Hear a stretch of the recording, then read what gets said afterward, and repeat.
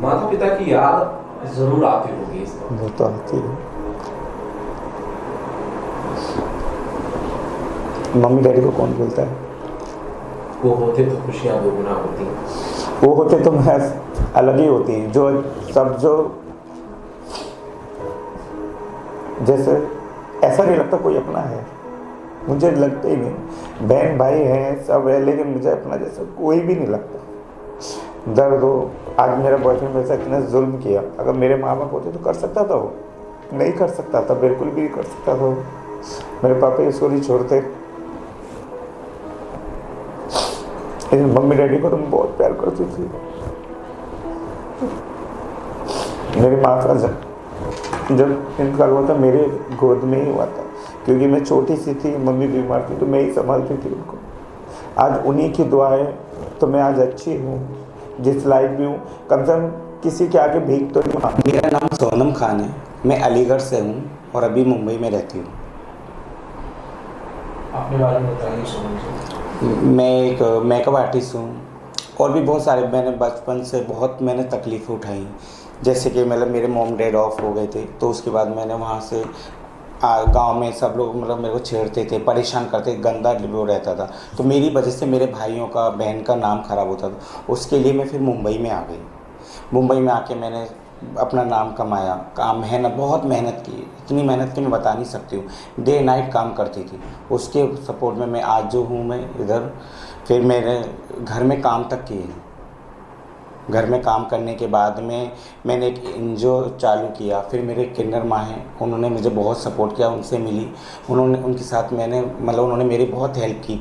यहाँ तक कि अभी लॉकडाउन में जब राशन तक सब परेशान थे, वो सबके घरों में राशन बांटते थे और क्या नाम सबकी मदद करते। कोई परेशान है तो उसको पैसों से मदद करते हैं, कोई बीमारी उसको हॉस्पिटल में मदद करते हैं, पुलिस का कोई प्रॉब्लम होता है तो उसको वहाँ जाके सपोर्ट करते हो, तो सबकी मदद करते थे। उसके बाद में एकदम अंधेरी में रहने लगी। फिर अंधेरी में मैंने एक शॉर्ट मूवी की। शॉर्ट मूवी मतलब जैसे कि मेरे ऊपर ही वो कहानियाँ हैं, शॉर्ट मूवी में जितना भी है वो सब मेरे ऊपर कहानियाँ हैं। सोनम, जिंदगी में यहाँ तक पहुँचने के लिए गांव से मुंबई तक आने और एक्ट्रेस बनने में सबसे बुरा दौर जिंदगी का कौन सा था? सबसे बुरा दौर जब था जब मेरे मॉम डैड ऑफ हुए थे, तो मुझे गांव में ऐसा लग रहा था कि मैं अपने आप को कुछ कर लूँ। सब पूरा गांव मेरे को इतना परेशान करता था। उसके बाद फिर मैं मुंबई में आई।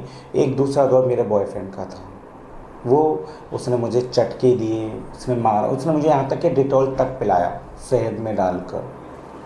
वो दिन मैं आज भी वो याद नहीं। थम्स अप के अंदर परफ्यूम डाल के पिलाता था वो। ऐसा था, मुझे पता ही नहीं चलता था मैं पी लेती थी, उसके बाद में मुझे एहसास होता था।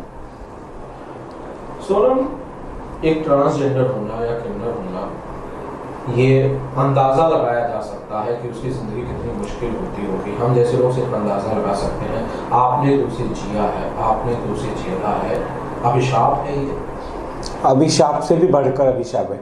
हम अपनी ज़िंदगी से हंसकर, अभी एक काली लड़की होगी या काला लड़का होगा, उसको साथ में लेके कोई भी घूम सकता है। हमको हमारा बॉयफ्रेंड को छोड़ दो, घर वाले तक, घर वाले छोड़ दो, आज पड़ोस वाले भी साथ में ले जाने में डरते कि अरे सामने वाला क्या सोचेगा, क्या देखेगा, क्या नज़रिया रहेगा, कि हमको सब देखते हैं अलग नज़र से। तो उन लोग तक को गिल्टी फील होता था कि यार इनके साथ कैसे ले गए, हमको साथ में ले जाने तक में बुरा लगता है जिसको, तो सोचो हम कैसे जीते होंगे। सोनम, कभी लगा नहीं कि ऊपर वाले ने हमें इतना अलग क्यों बनाया? हाँ, क्यों नहीं, इतना अलग। ऊपर वाले से शिकायत रहती है कि हमें क्यों ऐसा ना, हमको भी एक बना देते दोनों में से, या लड़का या लड़की कुछ भी बनाते, कम से कम जी तो सकते थे अच्छे से। अभी डर डर के यार सामने, अब फैमिली के साथ बैठे हुए हैं किसी रेस्टोरेंट में बैठे, कि कोई सामने वाला आके कमेंट ना कर दे, कुछ बोल ना दे, तो ऐसा अजीब अजीब लगता है, डर लगा रहता है क्या कोई मेरी वजह से मेरी फैमिली का बदनामी ना हो, या कोई दोस्त बैठा है या कोई रिश्तेदार है किसी का कुछ बोल ना दे, तो बहुत बुरा लगता है इस वक्त। किन्नर होने से जिंदगी में बहुत सारी अपॉर्चुनिटीज जो है, मौके जो हैं, वो नहीं मिल पाते हैं जी। आपको ढंग की नौकरी नहीं मिलती है, आपको समाज की दिक्कतें झेलनी होती हैं, ऑप्शंस आपके लिए कम हो जाते हैं। इसे महसूस किया आपने सोनम? हाँ जी बिल्कुल, क्योंकि ना तो कोई काम देगा ना। पहली बात तो अगर कोई बॉय है या अंकल है तो पहले तो हमारे पे डायरेक्ट नज़र ही गलत जाती है लेकिन काम करने नहीं देंगे। लेकिन और दूसरी बात, ताने मार मार कर ये ऐसा है, अरे ये मीठा, अरे गुड़, ये अलग अलग लैंग्वेज, ऐसे ऐसे लैंग्वेज से बोलते हैं कि हमको अंदर ही बुरा लगता है, वो काम करने का दिल भी नहीं कर सकता। कैसे करेंगे काम जब सामने वाला हमको ऐसा नहीं समझ, उस जगह जिस जगह हम घुट घुट के जी रहे हैं तो उस जगह रहकर क्या फ़ायदा। इसलिए कोई काम ही नहीं कर सकते हैं। सोनम, हम अक्सर ये सुनते हैं कि ट्रांसजेंडर्स के साथ बहुत छोटी उम्र में असॉल्ट्स हो जाते हैं, उनके साथ ज़बरदस्ती लोग करते हैं। क्या ऐसा कुछ आपको झेलना पड़ा? जी, मैं दिल्ली में, मेरे डैडी काम करते थे, तो मैं वो दिल्ली में स्कूल में गई थी। तो स्कूल में मैं 2-4 दिन गई होंगी, तो वहाँ पर ही मेरे साथ 2 लड़कों ने रेप किया मेरा। कितनी एज थी आपकी? एज तो मुझे पता नहीं, बहुत छोटी थी, मुझे याद भी नहीं है इसका। फिर मुंबई में मैं आई, तो मुंबई में मैं 2 बार, मतलब एक बार मुझे एक लड़का आया, डायरेक्ट चाकू दिखाया, चाकू दिखा के मेरे पर रखता, बोले बैठ रिक्शे में। तो मैं रिक्शे में बैठी, मेरे पर्स में जो पैसा था वो पैसा लिया उसने, और फिर उस पैसे की उसने दारू, सांतापुर में वाकुल है ईस्ट में, वहाँ पे उसने उससे दारू ली। वहाँ पुलिस की गाड़ी खड़ी थी, मैंने पुलिस को देखी, मैं सोची कि चिल्ला दूँ, लेकिन उसने चाकू लगा के रखा, लेकिन मैं नहीं चिल्ला सकी। फिर उसके बाद थोड़ा गाड़ी आगे लेके गया, रिक्शा था, रिक्शे में थे 3 जन थे। फिर रिक्शे में आगे लेके गया तो वहाँ एक गाड़ी, बड़ी गाड़ी रहती ना एम्बुलेंस जैसी पुलिस की, फिर वहाँ मैं गई, वहाँ उसको चिल्लाने की सोची, नहीं चले। फिर मेरे लिए जो होगा, एक बाइक पे 2 पुलिस वाले जा रहे थे। फिर मैंने हिम्मत करके मैंने डायरेक्ट रिक्शे वाले का पीछे से गलेमान खींची और चिल्लाने लगी, मैंने पुलिस बचाओ।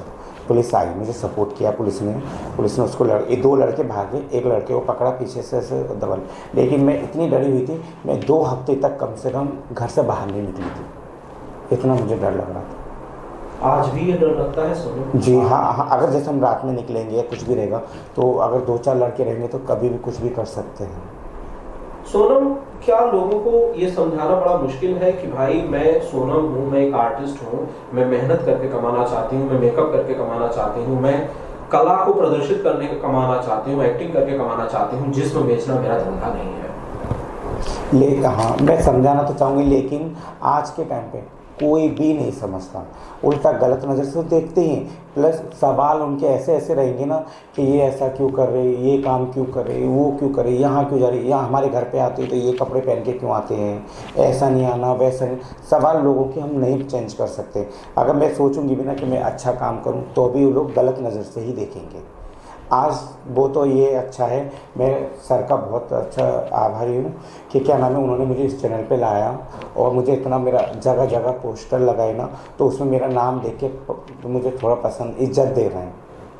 सोनम, मास टीवी का बहुत ऐसा है। हम जैसे जो लोग हैं, बेसिकली जो हमारा आमना सामना होता है किन्नर्स से, तो या तो सिग्नल पे होता है जो कहती हैं कि पैसे दीजिए, या तो ट्रेन्स में, लोकल ट्रेन्स में मुंबई में सामना होता है, या ऐसी ही जगहों पर होता है। हमारी नज़र में तो वो पैसे लूटने वाले लोग ही होते हैं। आप तो कहती हैं कि आप पीड़ित हैं, तो फिर वो लोग कौन हैं?